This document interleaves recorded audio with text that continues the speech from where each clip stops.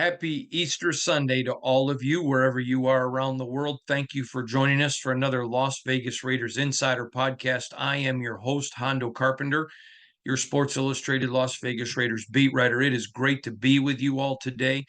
Thank you for joining us on this very special day for people of faith around the world. It's a very special day for everyone, whether they know it or not, but a very, very special day for people around the world who are people of faith. And so thank you for joining us. It is great to have you. We're going to dig in today. We are going to be covering a massive amount of subjects, a massive amount. In fact, I've got almost 6 pages of your emails that we're going to read today and get into and disseminate and really just kind of have a conversation with Raider Nation. And I can't think of a better day to do it and can't think of a better group of people to be with to do it. So let's dig right in. Super early in the morning, but I have family stuff the rest of the day. So I want to make sure that I get you in first and get you in as priority, and church and a bunch of great stuff today with family, and gonna enjoy it. So let's dig in. But I always enjoy my time with you too. First one comes in, Hondo. I have no idea how you have told us all year you expected the Raiders to sign a veteran QB and draft a rookie. And in your last mock, no QB was drafted. Why? Victor K. Okay, Victor, appreciate it very much. That is a great question, and I'm going to get right to it.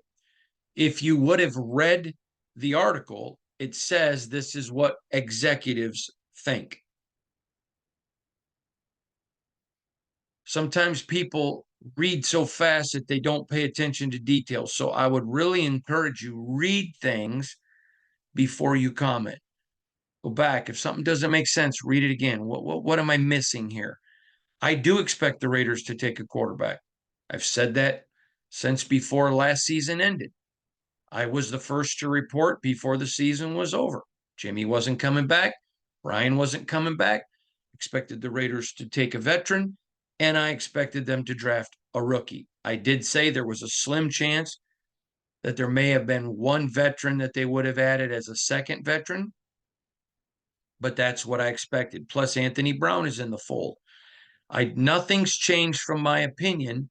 It's what the drafter said. Now, so that's why. Okay, the next one comes in from Craig D. Craig D says, Hondo, I have a question for you.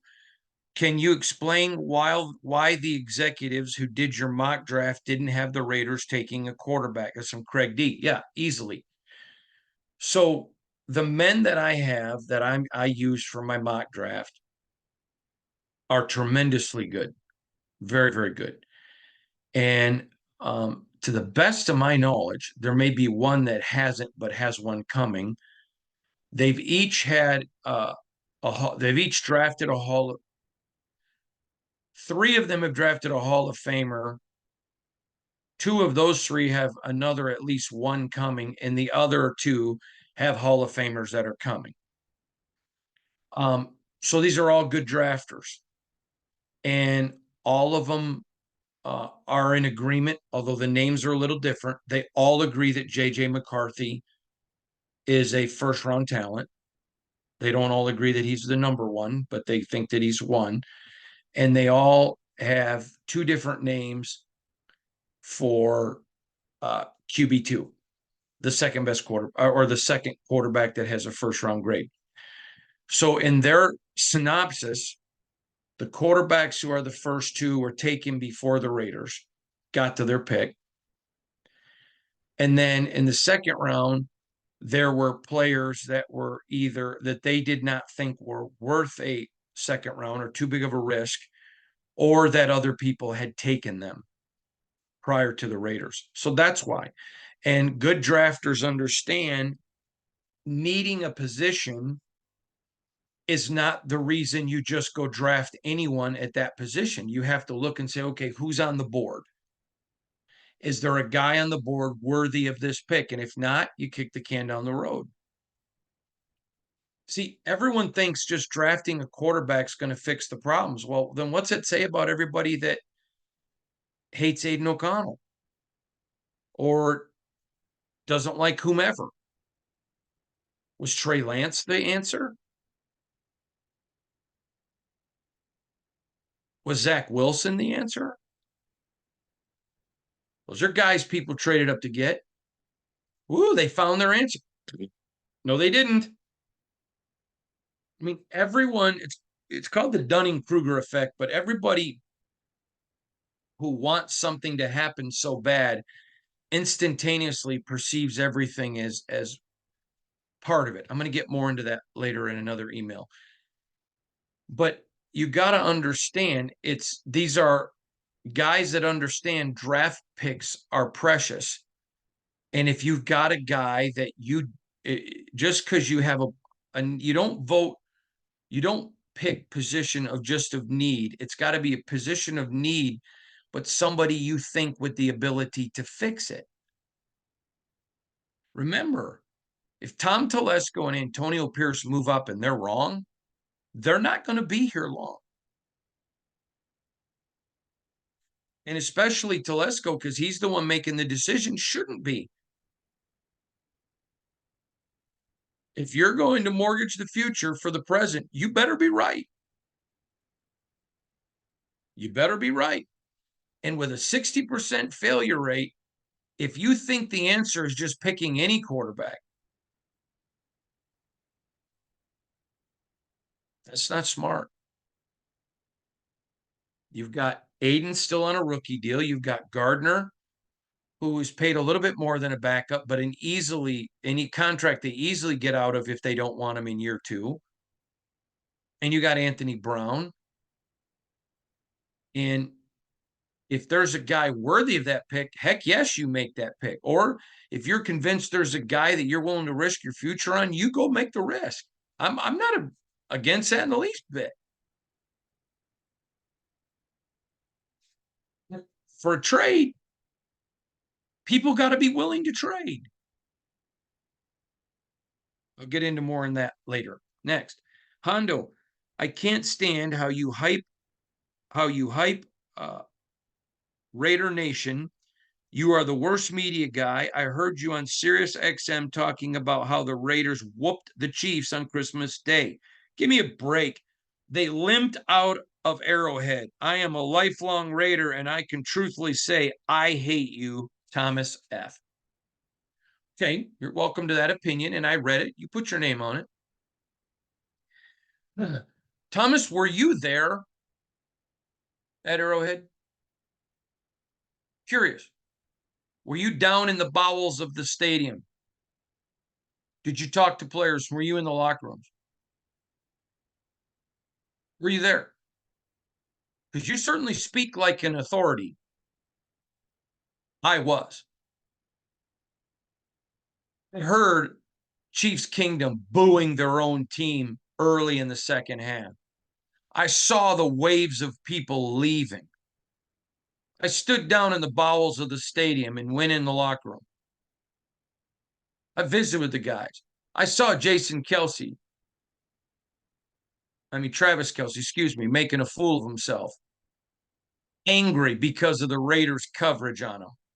I saw Patrick Mahomes frustrated because the Raiders were getting so much pressure with 4 rushers and had 7 guys out defending the pass. He couldn't get anything open. I saw the Chiefs, knowing that the run was coming, holding onto their knees, trying to suck in wind. Even though they knew Zamir was coming, they couldn't stop him. He ran over them. I saw the frustration when Aiden OConnell was able to, he didn't have to throw 50-50 balls and throw the ball down the field into double coverage because they knew how the defense was performing. They had a lead, so they told him, don't take any risks. And he didn't.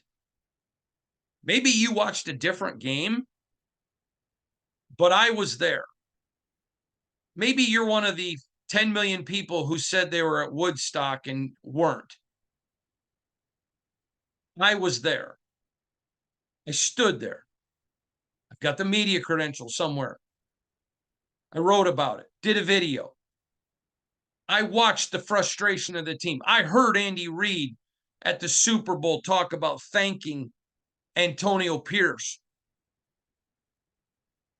I saw the frustration. I experienced it. I was there.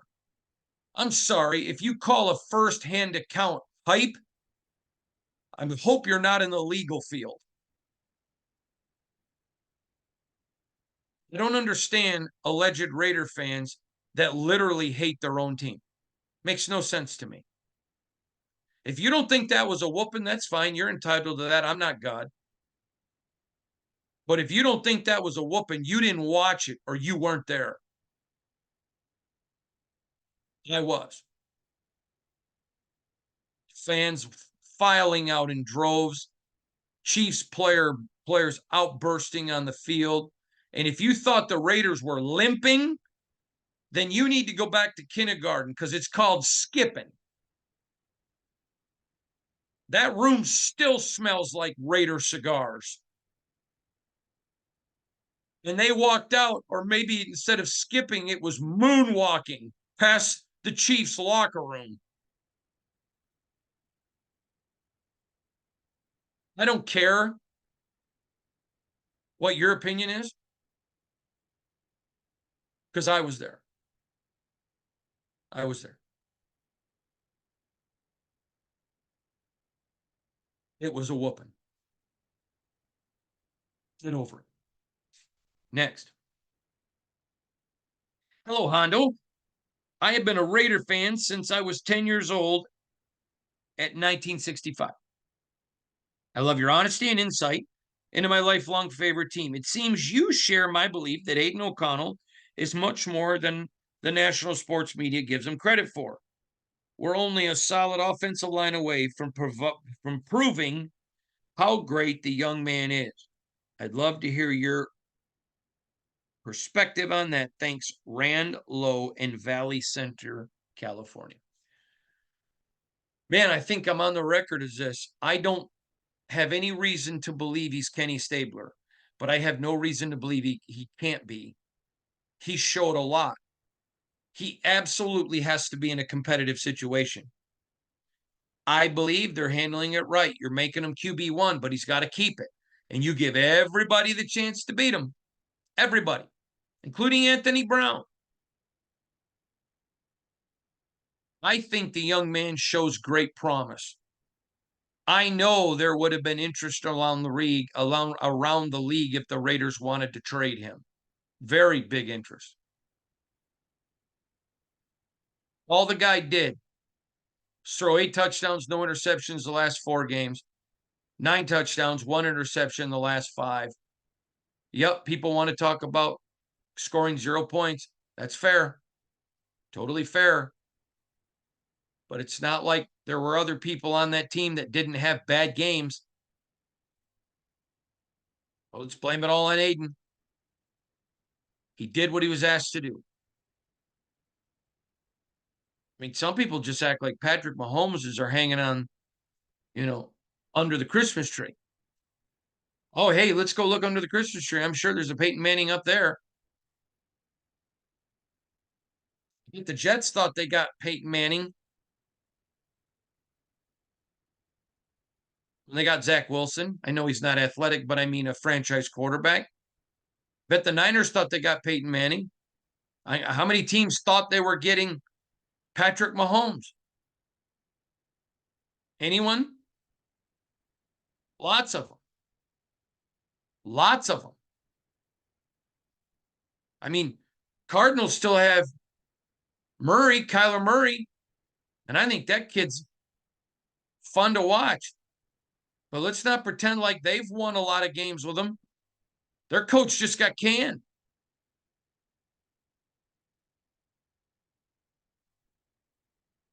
I think you got to go get. You're constantly drafting quarterbacks. First of all, I think you should draft one every year because it's the most important position in football. But I'm just shocked at how many people want to throw him away. Ah, he sucks. All right. Tyree Wilson sucks. Okay. A lot of people were saying, Colton Miller sucks. We'll get more into that later. Hondo, hope your family's well. I have a question. Michael Penix Jr. had a great pro day. From what I'm hearing, I saw a report that the Raiders in Denver attended pro day. If the Raiders cannot move up and draft Jaden Daniels, could the Raiders draft Michael Penix to keep him from Denver? What are your thoughts? Have a great day. Thank you, Michael Brooks from Charlotte, North Carolina. Well, first of all, that's like saying, do I go marry a girl so my best friend doesn't? That's the wrong reason to get married. Whether Denver wants him or not shouldn't matter. What should matter is if you want him. Could they pick him at 13? Of course they could. Would I take him at 14? Absolutely not. And I'll explain why in a little bit. But it has nothing to do with character and nothing to do with talent. He's a wonderful young man. Wonderful young man. Super talented. But he played 6 years of college football, and 4 of them ended in season-ending injuries, 2 shoulders and 2 knees. If he didn't have those injuries, would he be a first rounder? Yes. But he does. That's the simple fact is he does. It doesn't mean I'm hating on the guy. I think he's a great player, and he's a terrific kid. There is nothing about Michael Penix outside of injury to not like.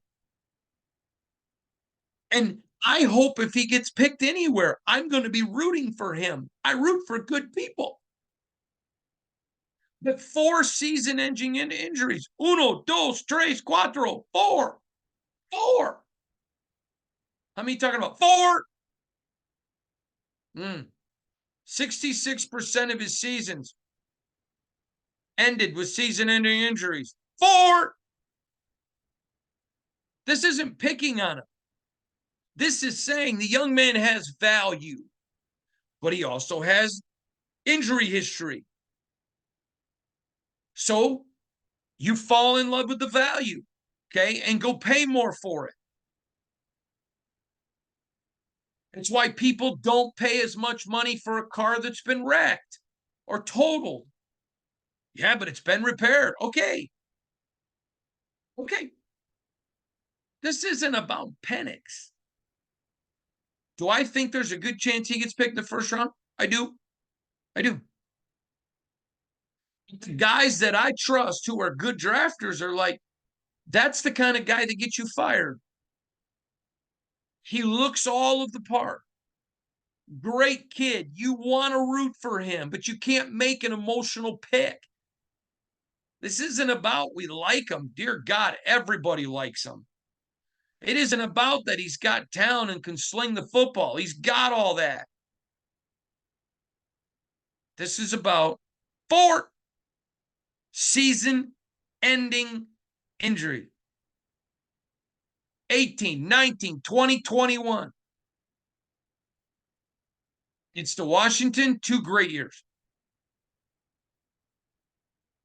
So there's a good chance somebody's going to pick him there. There's a good chance. And I can see why. But we're talking about 4 season-ending injuries. 2 shoulders, 2 knees. I'm not picking on Penix. He's a great talent.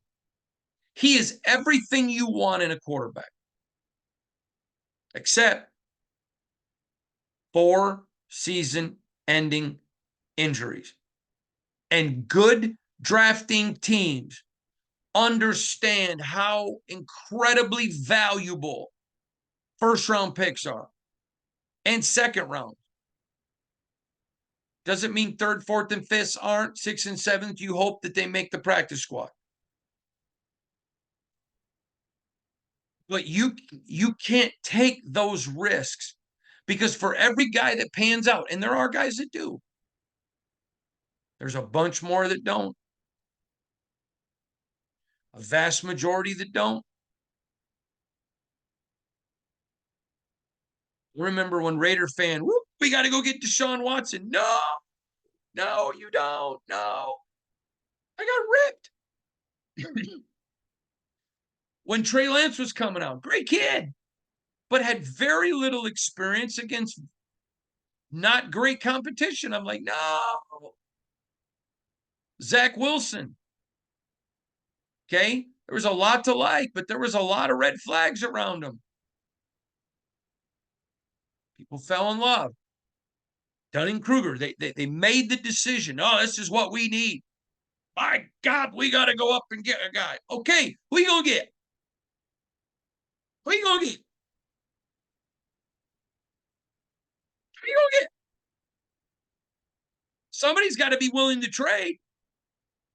And right now, if you make a trade, so let's say that they think there are 4 guys that are all franchise quarterbacks. Then you move to 4 and you take who's ever there. If you think it's 3, you move to 3. But even though there's reports out there, and I've told you, I have heard the top 3 are not moving. I have also heard the top 3 are letting it out there that they would in case somebody is willing to do something stupid. Okay. But for all intents and purposes, I'm hearing the 3 are not moving. So if you think it's 4, then you go try to make a deal with Arizona. Do any of you think it's 4?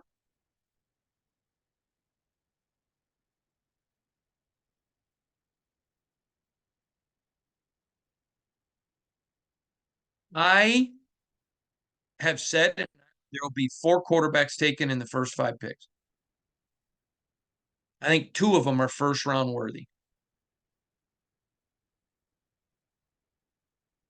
2. So if you're not going to 1, do you have to wait and see how it falls out and make a trade on draft night? That's what I would do. Unless I think whatever position I can get, if I can get to 4 and I think there are 4 guys, then okay, you move to 4 and take whoever you get.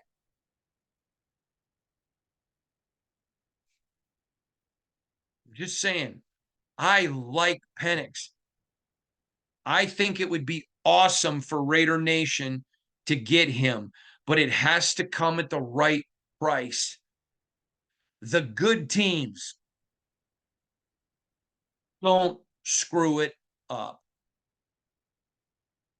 The best teams are the best talent evaluators and the most patient. Penix could very well be a Hall of Fame quarterback. He's got the tools. But he also comes with 4 season-ending injuries. If that doesn't get into your thinking process, then that's why you're not an owner or a person whose job's on the line. You're able to be a fan. I mean, all the fans who wanted Trey Lance, they're not sitting here saying, go get Trey.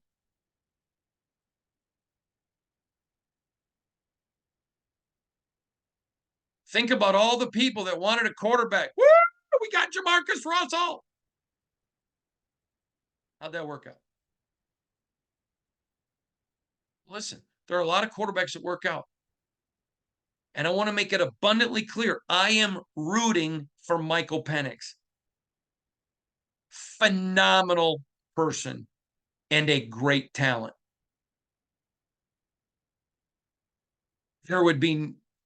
It would be amazing to watch the Raiders get him and for him to succeed. He's got it. And wherever he goes, I'm going to root for him to succeed, just like CJ Stroud. Terrific kid. But you can say someone's terrific and still live in Realville. 4 season-ending injuries. That's a fact. That's reality. So, in answer to your question, would I go pick him if I'm the Raiders to keep him from Denver? No.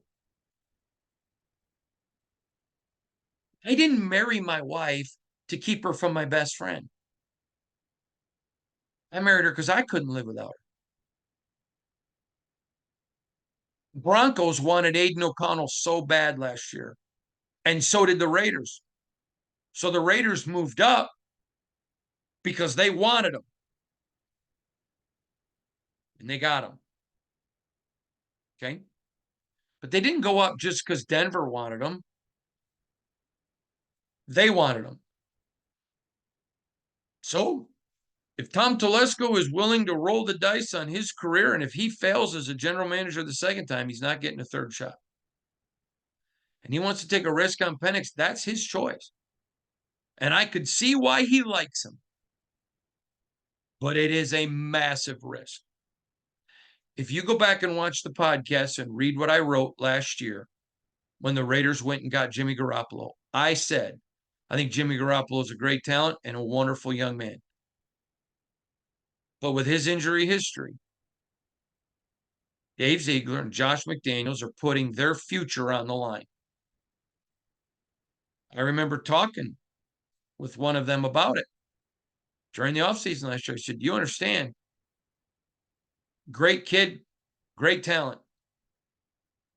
Can't stay healthy. You deserve the right to make the pick you want. You're in leadership now. But you better be right or it's going to cost you your job. Same principle here. If Telesco picks Penix, I hope he succeeds. I want him to. I hope he makes a ton of money and makes the Hall of Fame. He's that good of a kid. But you better know Tom Telesco rolling the dice on his career. Now, let's keep going. Hi, Mr. Carpenter. I'm concerned once Mark is no longer the owner of the franchise, the Raiders will lose that connection with their past victories and players that made the Raiders who they are. My question to you is, has the future of the franchise post Mark Davis ever been disclosed? Thank you, sir, for your work and dedication to Raider Nation. Wesley Swims. Wesley, thank you so much. Man, brother, if you're concerned about that, I think you got other things in life a little bit more than that to be concerned with, but I see your point, and I think it's fair to ask about it. I don't know that I would be concerned about it. Yes, I have asked. And while I have been told via the NFL that every team has to provide to the lead a succession plan, people among the Raiders who I've asked, and I've not asked Mark, but people among the Raiders that I've asked have told me that they don't know what it is. So there you go. But good question. I think that's a fair question. You guys are, Raider Nation is financially involved in this. You buy all the gear, you watch the games, you have tickets, you play seat licenses, whatever. You're invited. That's a good question. I wouldn't be concerned about it, but I've been curious and I've asked. Thanks again, Wesley. Clinton S. Uncle Hondo, I have emailed you a ton of emails. Never get used. What gives? Well, a couple things. First of all, if you send a book, it usually gets deleted. Paragraph. Number one. Number two, if you ask a bunch of questions, usually gets deleted. We only answer one. Sometimes if you send a bunch and you spam it, it just automatically goes to a spam account. I don't ever get to read it. Sometimes, like we had 3 or 4 emails I was told that didn't get used this time because people didn't ask a question, but they put in the subject line Raiders Q&A. So when you put Raider Q&A and it's not a question, it gets marked as spam moving forward in the future. So we get so much email. Now, sometimes we get a ton of email on one subject. We read one. And usually it's the first one or the one that's most succinct. But so that could be some of the reasons why your emails weren't getting used. Next, Lou Ring writes, where do you think Michael Penix lands in the draft? I have him as a 3rd rounder, not for the lack of talent or ability, but for the simple fact he's had 4 season-ending injuries. Do you think fans are logically thinking he's a 1st or 2nd round prospect? Lou Ring. Lou, great question. I want to say this. It is easy to fall in love with Michael Penix. First of all, and I said it before, he's a tremendous human. Second of all, he's a super talented quarterback. And most people aren't watching him at Indiana. So you see him at Washington and you don't even think about the injuries. But you have to think about him. Do I think somebody will take him in the first round? I think there's a good chance. Do I think he gets out of the second? I would be shocked. But I know that the teams that I trust, the executives that I pick, all said if he did not have the injury history, he would be getting discussion as for the top pick in the draft. But the fact that he's there, none of them have Penix with a first or second round grade. They all think the upside is there, and they all think somebody will pick him in the first or second. But they wouldn't, just because of the injury history. All right. Alan M. in Oregon. In the likely scenario that the Raiders can trade up in the draft, I'm curious about what you think of the options. Well, I certainly think they could move up in the draft. There are certainly people that would be willing above them to trade, but it depends where. And then you don't know who likes who. So what if Arizona says, we're not moving. We want Marvin Harrison for Kyler Murray. We're not moving. Okay. What if the Bolts say, all right, we're willing to move? Would they trade with the Raiders? What about the G-Men? G-Men want a quarterback. You got the G-Men trying to move up from 6, which is a lot easier than 13. And you got Minnesota with 2 first-rounders this year.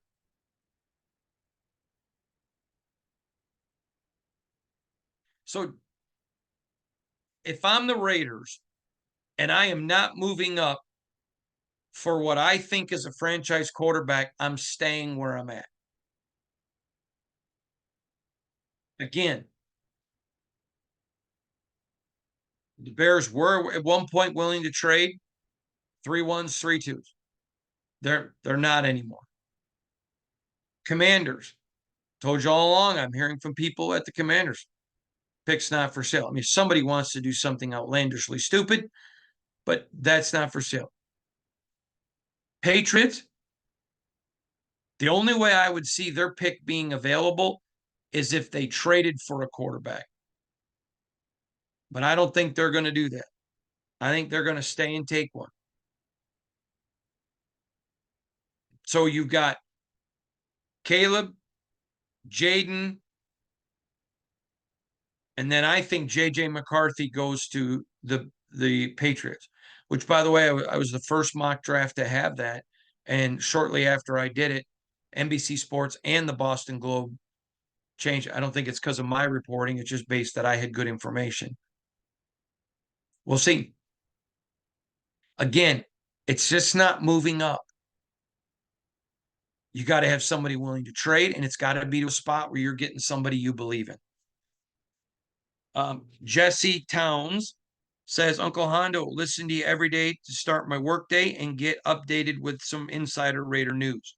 Now that Hunter Renfrow is no longer on the roster, will you talk about what happened that created the divide between Renfrow and the old regime? Appreciate what you do, brother. Yeah, I will talk about it a little bit. So first of all, you got to look at the year that he was an all-pro. I mean, everybody was injured. He was literally one of the only targets, and Derek certainly targeted him all the time. So he had a ton of catches. I think there was concern when you have Devontae and you have other weapons. I don't know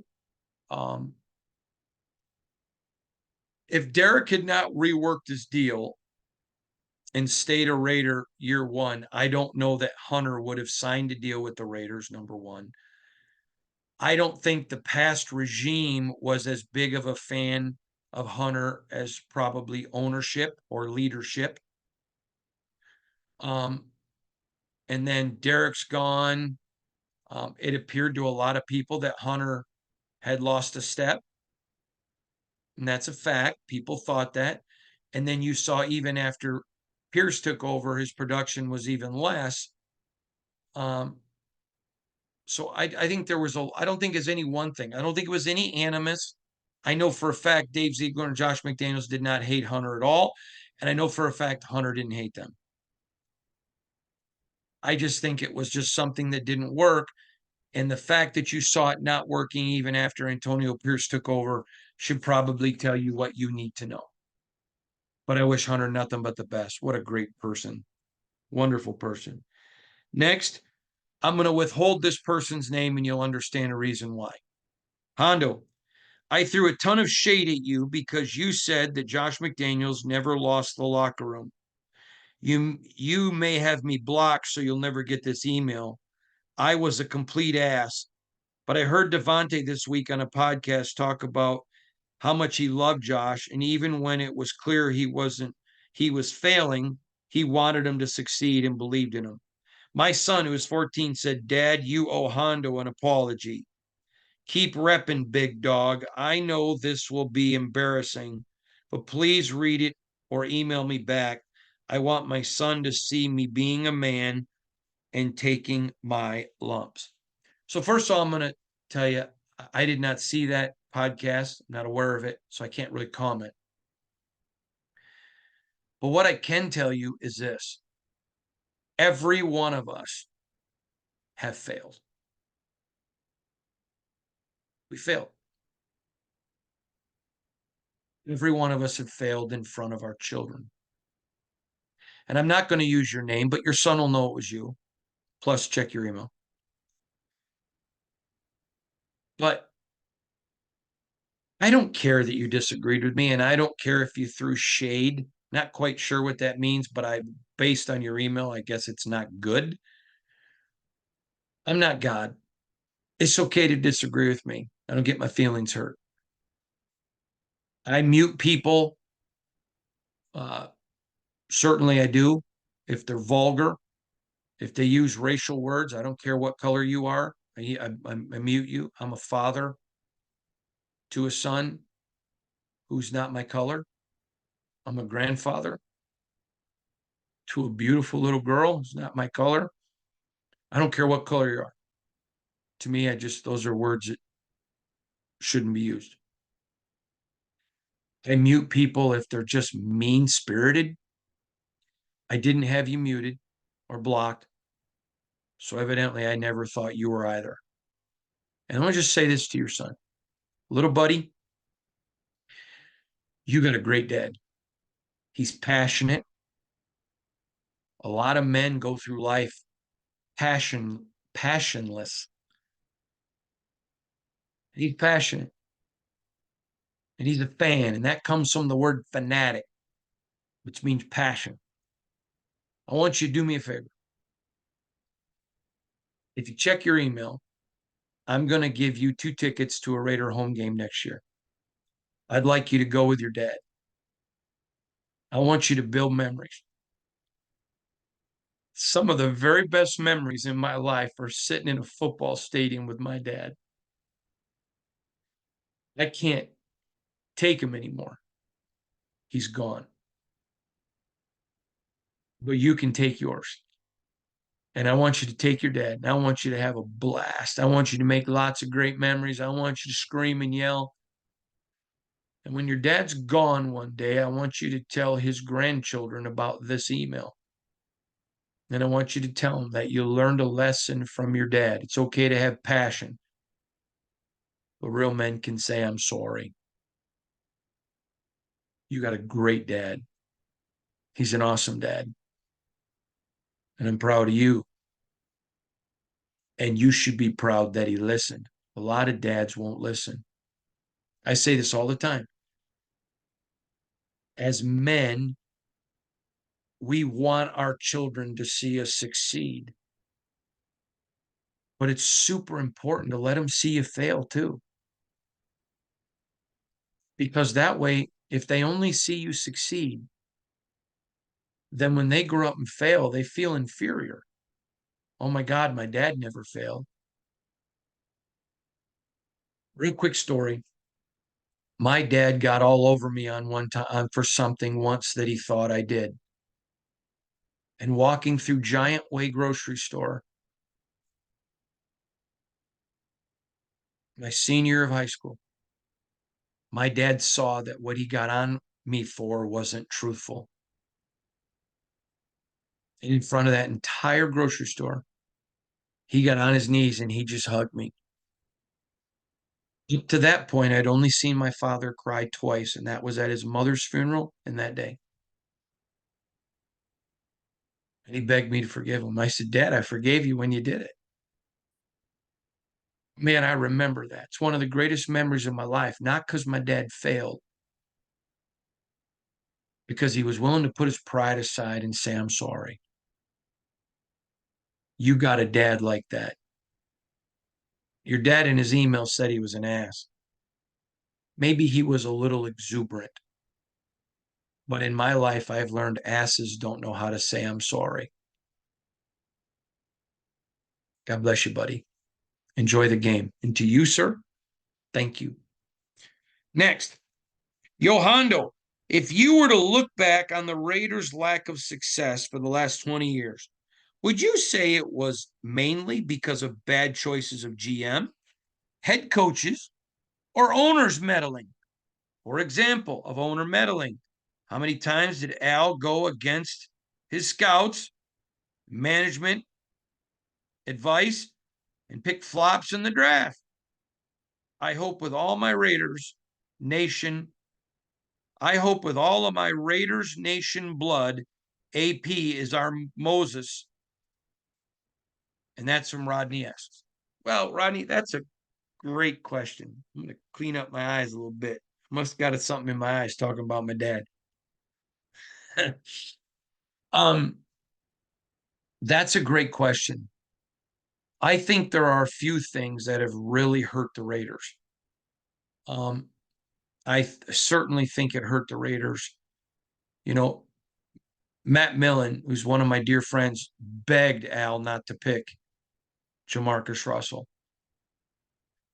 And it goes back to Dunning-Kruger. Sometimes we so much believe that we know everything that we listen to some conventional wisdom. So I think there are times that's hurt.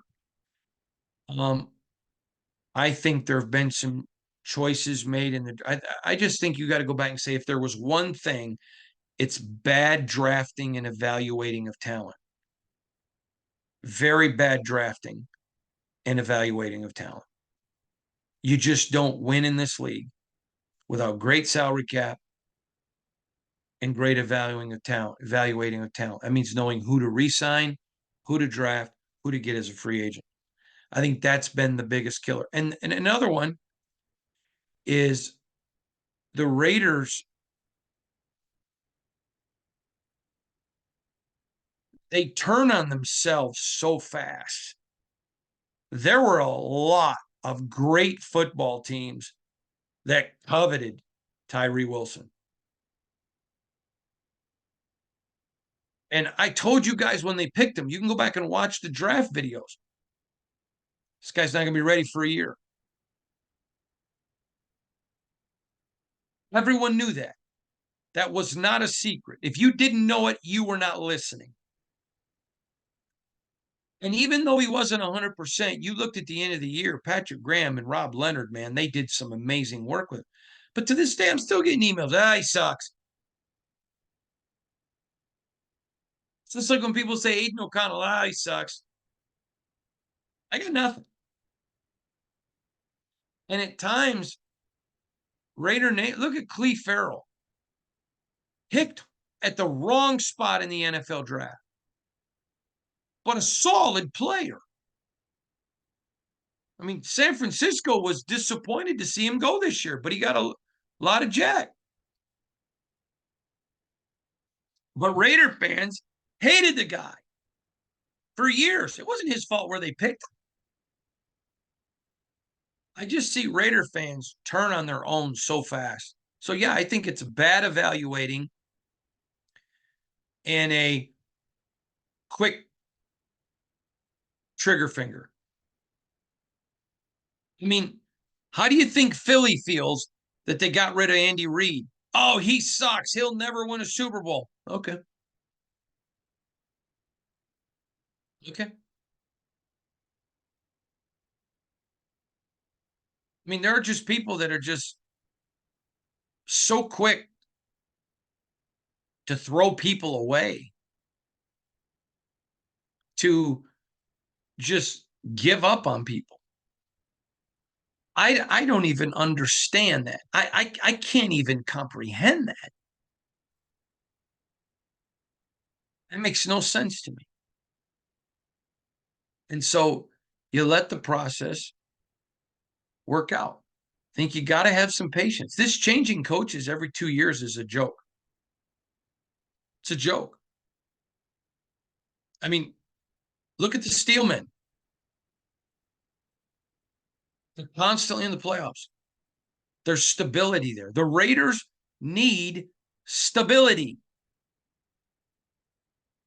At some point, you got to let a process work out a little bit. Someone says, well, do you think they did the right thing letting Josh go? Yes. But I would have stayed with Rich. And he'd still be the coach. Stability. I mean, Del Rio gets him to a playoff, takes a dip, gone. Just quick trigger. And that's not on Mark Davis now. Y'all wanted him gone too. A lot of y'all wanted him gone too. You look at the best franchises, there's stability, great salary cap, and terrific talent evaluation. That's the way you build great franchises. That's a great question, by the way. Thank you for asking it. Rodney S. Next comes from Dave McCrae in Glendale, California. Do you think it might make sense for the Raiders to trade number 13 pick for next year's 1 and 2 and maybe more? You can still get a tackle at 44 and a development QB later. If none of the QBs are the future after next season, you already have stockpiled the picks to go get your guy without gutting the entire future. If AOC steps forward, then you can build off the 2025 draft with a great pick to keep bringing in more talent. Now, this is an interesting question. No, I would not trade 13 this year for someone next year's 1 and 2. Would not do that.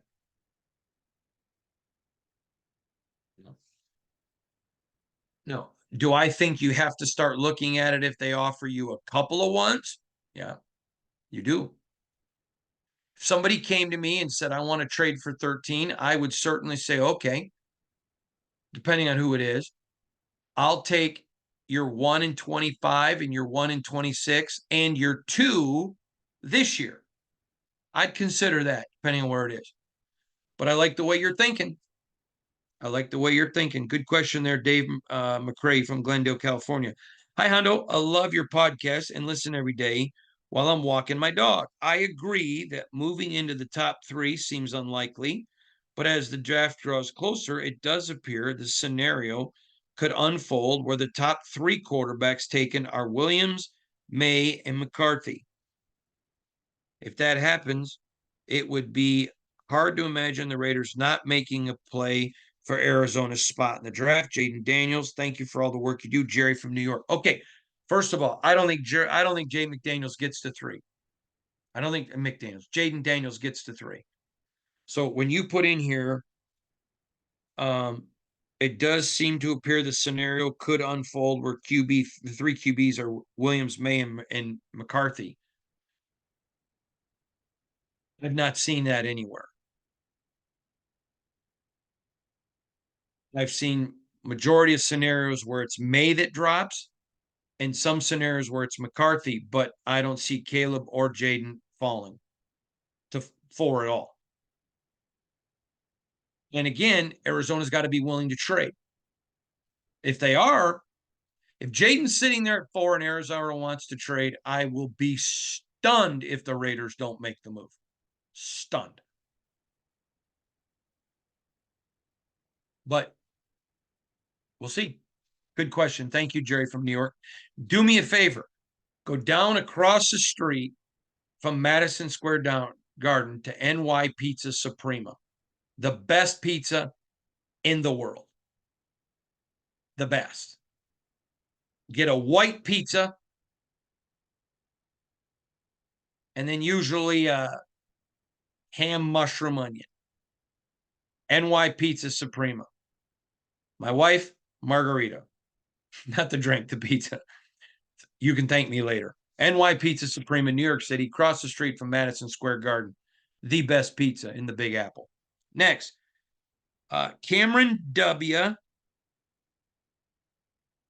Cameron W.L. Pedro.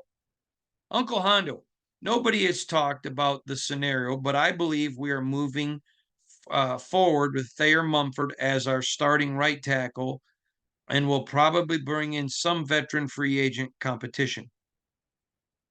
With how expensive the interior offensive line was in free agency this year, and given our needs, I think drafting an interior offensive lineman in the first round makes a lot of sense. I actually think Latham fits best at guard, or you can get Graham Barton after trading back. What are your thoughts? God bless, Cameron.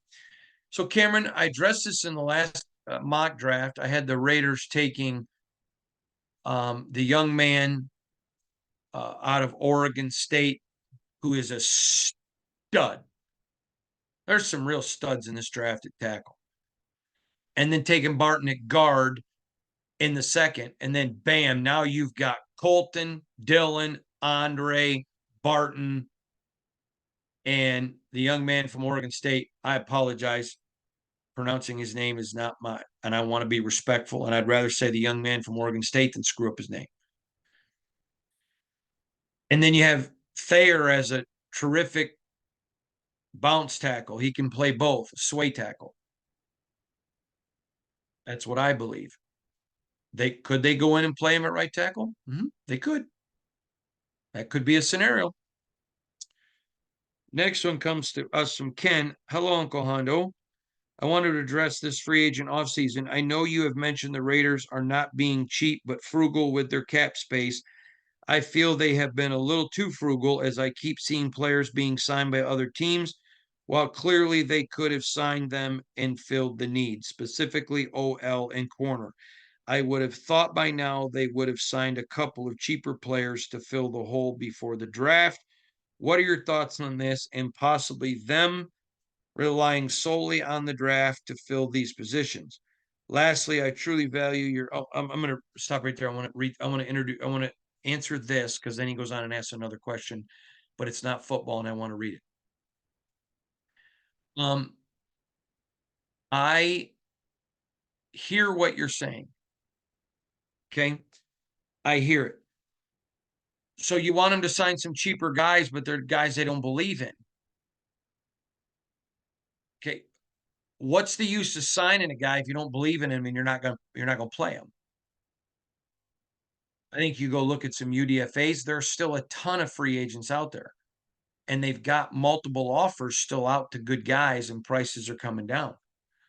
So no, I think they've been super smart. And you don't want to just go get a body to get a body. That's trouble. Trouble. So no, I disagree with your points there. But you go on, and this is what Ken says. I truly value your insight and your family values, along with the rich connection to our Lord and Savior. I will be a late 40s dad to a baby boy come October. How do you handle being an older dad with your younger son, Dexter? Any advice on how to raise a boy? Thank you, Ken. Well, first of all, Ken, if you'll send me your address, this book right here, I'm trying to get it to show up. It's called Wild at Heart. I'm trying to get it in there. Bear with me here. This stupid background. Well, I guess the background's not stupid. It's an inanimate object, but it's called Wild at Heart. It's a book by John Eldredge. It is the finest book on boys and men I've ever read in my life. I've given away, no exaggeration. I won't even say how many because you wouldn't believe it. I give these away as wedding presents. I give them away to people when they have boys. I give them um, I've donated these before to women's groups. My wife loves this book. She gives it away. Again, it's called Wild at Heart by John Eldredge.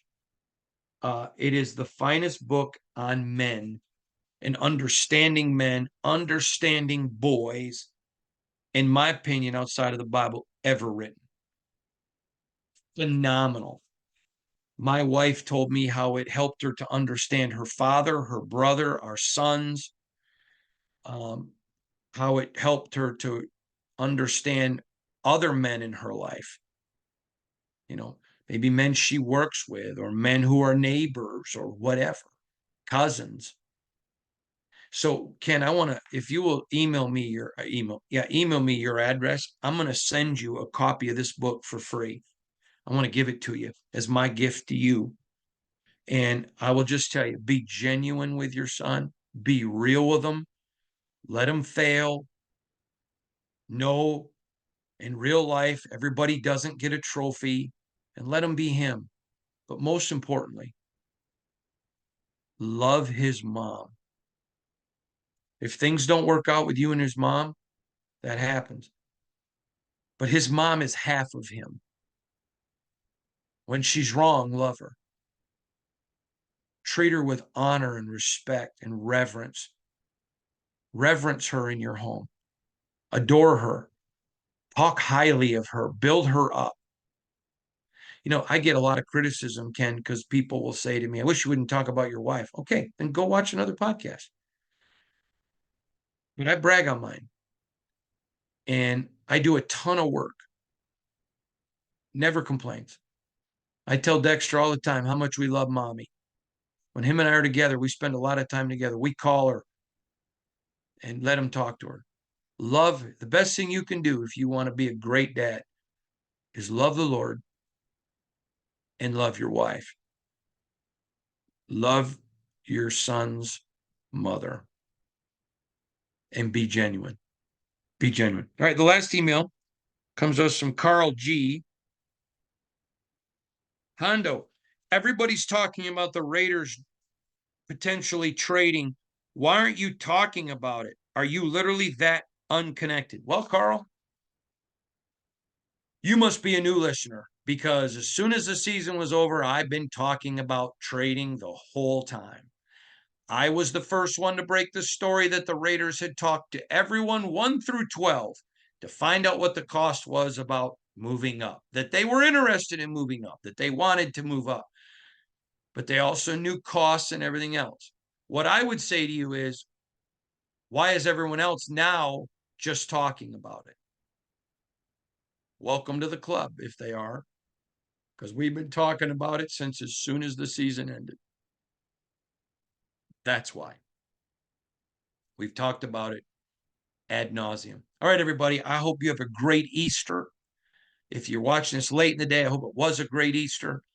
Hope it was just a wonderful day for family. I want to just, before we go, tell you this. Easter is a great day for me because I know me.